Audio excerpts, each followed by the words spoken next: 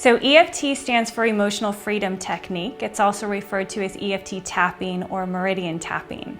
And it's based on principles of acupuncture, but without the needles. There's certain meridian points on the body, and when we tap on these points, they correspond to the amygdala in the brain. And now the amygdala are the almond-shaped parts of the brain that are responsible for our memories, our emotional reactions, and our decision making. The amygdala are also part of the limbic system, which initiates our fight or flight response. Now, our stress response is really important, right? It's an instinct that keeps us safe. So it responds to real or perceived threats. Over time, what's happened is we respond more frequently to perceived threats because that keeps us safe. Consequently, what's happening is we are activating our stress response more frequently and thereby pushing more cortisol and adrenaline into our system, and we're starting to see physiological consequences from stress. So we want to know, how can we decrease the stress response? And tapping is an amazing way to do that.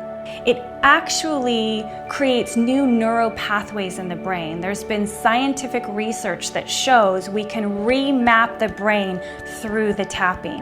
While we tap these points, we simultaneously talk about our negative experience. Now that can seem kind of confusing, right? Because why do we want to be affirming the negative? Why do we want to be, if you believe in any of the principles of law of attraction, why would we want to be attracting the negative? That's not quite what it's about here. What we want to be doing is we want to be speaking our story, right? Because the story would normally be activating that stress response. But if we're tapping simultaneously, we are deactivating it. And that's what creates the new neural pathways. Whatever that story is, it will no longer have the charge that it had. It'll no longer create the stress response that it was once creating. So we always start with the karate chop point, which is right here on the outside of the palm. And you want to tap it firmly, not so hard that it's uncomfortable, but you want to feel the pressure. And you tap there while you do what's called a setup statement. And the setup statement you say 3 times, and it goes something like this: even though, and you insert the problem, I still love and accept myself. And you continue to tell your story and your experience. And it doesn't have to be in the long form sentence anymore, just short phrases about your experience. So the first tapping point is right here on the inner eye, the inner eyebrow, sort of where your sinus point is, and you tap there while making a statement. And then you move to the outer eye, the outer brow, and then under your eye, and then under your nose, and then on your chin, which is right here in the crease under your lip, and then your collarbone point. You find your bone on your collarbone, move slightly out to the soft spots right there, and then you have under your arm, and then you have on top of your head. So you want to tap those while you continue making statements.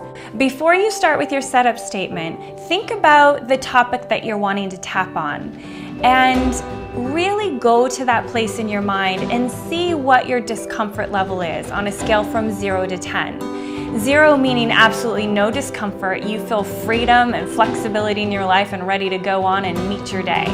And 10 being, unbearable discomfort, whether it's physical or emotional, but it's just really kind of locking you down and making you completely uncomfortable and off the charts. You want to see where you're at between 0 and 10, and then do your round of tapping. And at the end of your round of tapping, then you want to rate yourself again, because it's always nice to see our improvement. It's so important that we stop and acknowledge our progress.